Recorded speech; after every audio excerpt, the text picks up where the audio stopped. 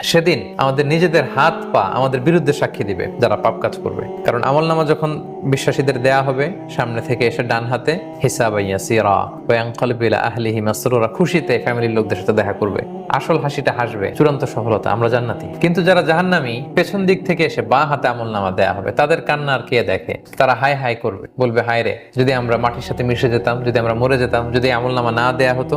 তখন তারা আল্লাহর কাছে অস্বীকৃতি জানাবে, আল্লাহ আমি তো এই কাজ করিনি, তোমার ফেরেশতারা মিথ্যা লিখেছে, ভুল লিখেছে, যা করিনি তা চাপিয়ে দিয়েছে আমার কাঁধে।